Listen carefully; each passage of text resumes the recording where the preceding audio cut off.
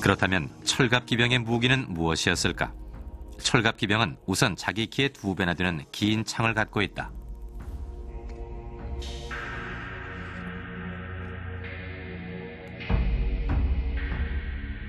그리고 또 한 가지, 삼실종 벽화는 못신을 소개한다.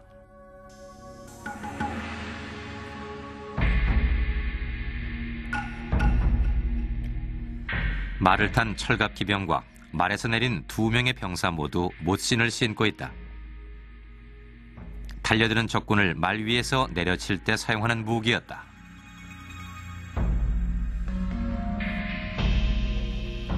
신라와 백제에서 이 못신을 왕의 부장품으로 남겼다는 사실은 당시 못신의 위력이 얼마나 대단했는지 짐작해야 한다.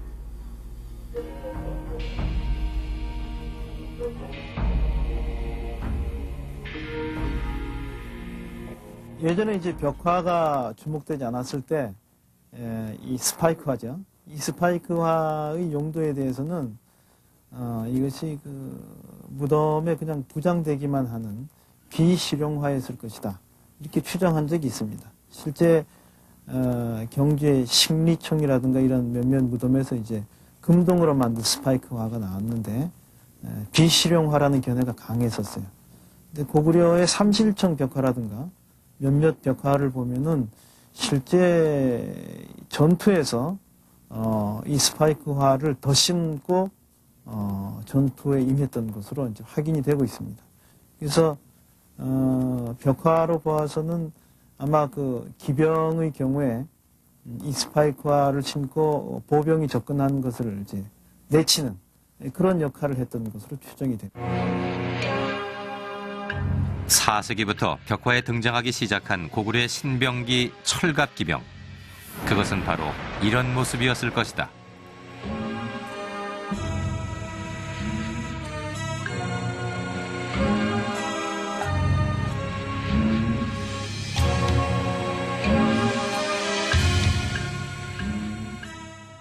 이 철갑기병에 관한 기록은 3세기로 거슬러 올라갑니다.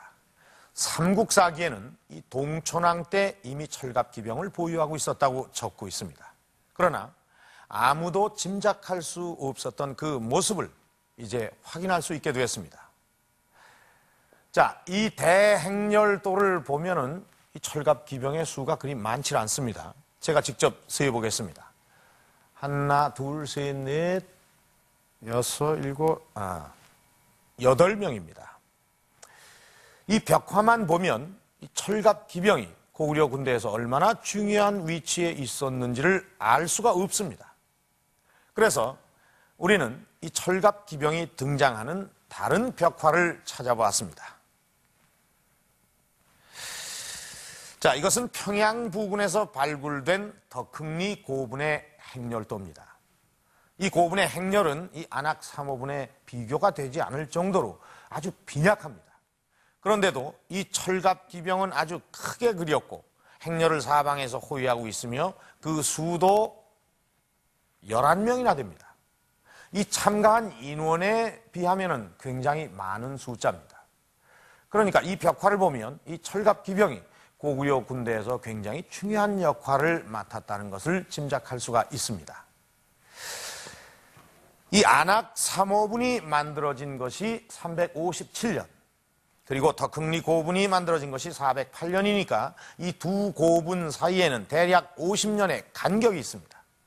그러니까 이 50년 사이에 이 철갑기병에 이 중요한 변화가 있었다는 것을 암시하고 있는 것입니다. 그때 고구려에는 무슨 일이 있었던 걸까요? 안악 3호분이 만들어지던 4세기 중엽의 상황은 이랬다. 남으로 중국 한나라의 세력권에 있던 낭랑 대방군을 몰아낼 정도로 세력을 키운 고구려는 요동 진출을 시도한다. 당시 요동으로 세력을 확장하고 있던 모용 선비족의 극성을 공격한 것이다. 요동 지역을 어느 세력이 확보하느냐에 따라서 만주 지역 전체에 대한 이 판도가 바뀌게 됩니다.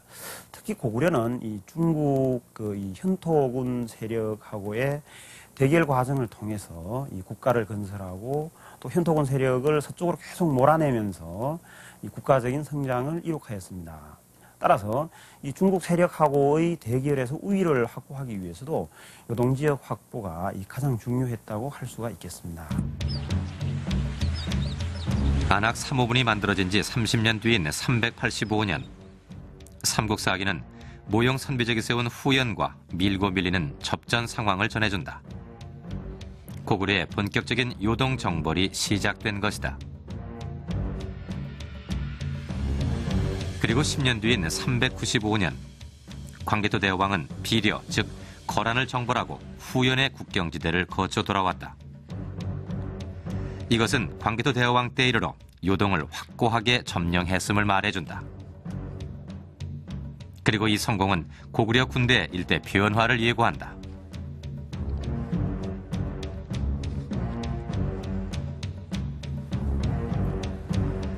요동에 진출한 고구려 군대는 이곳 무순 지방을 손에 넣는다. 무순은 오늘날에도 철이 많이 생산되는 지역으로 유명하다. 그리고 무순에서 얼마 떨어지지 않은 안산엔 지금도 만주 일대에서 가장 큰 제철소가 자리 잡고 있다.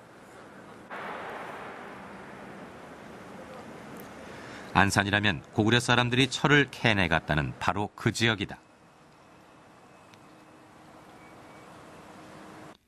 1500년 전에도 이처럼 철이 나고 제철 기술이 발달한 지역을 광개토 대왕이 손에 넣은 것이다. 지방은 지금도 동북아 최대의 철산지로 알려져 있듯이 철이 생산되는 지역입니다. 예를 들게 되면은 신성이라든가 특히 안시성이 있었던 해성이라든가 그 밑에 안산이라든가 이런 지역들은 이미 한시대부터 유명한 철산지가 되겠습니다. 고구려는 바로 철 생산지를 확보하기 위해서 요동 지방에 진출했습니다. 여기서 확보된 철을 가지고 군사력을 강화시켰고 402년 광개토 대왕의 군대는 요화에서 세력을 넓히고 있는 후연의 숙군성을 공격한다. 그리고 2년 뒤 연군, 지금의 북경까지 진출한다. 407년 광개토 대왕의 군대는 후연과의 오랜 전쟁에 쐐기를 박았다. 후기와 더불어 중국 일대의 패자였던 후연을 완전히 점령한 것이다. 그런데 광개토 대왕의 비문은 후연 공격으로 갑옷 마녀필을 노획했다고 전한다. 갑옷 마녀필이 전리품이라면 실제 후연의 군대는 갑옷으로 중무장했을 것이다. 이런 군대를 고구려가 섬멸한 것이다. 고구려는 이미 초기부터 기마군단을 활용을 했거든요. 동천왕 때는 철기오천이 동원됐고요. 특히 광개토대왕 때는 이미 10년조에 신라를 구원할 때 보기 5만을 파견합니다. 보병과 기병이 공동으로 동원된 것이죠. 그리고 17년째에 보면은 후연과의 싸움으로 추정되는데 여기 역시 보기 5만이 동원됩니다. 그런데 그때 고구려와 싸운 후연이라는 나라는 유목민족이거든요. 이들은 기마군단을 활용하게 됩니다. 따라서 이 전쟁에서 고구려는 승리하면서 약 1만에 달하는 개갑, 이를테면 기마와 관련된 그런 무기들을 다수 노획하게 됩니다. 이것들은 당시 고구려가 철로 중무장한 기병을 동원해서 전쟁을 했다는 것을 반증하는 것이죠.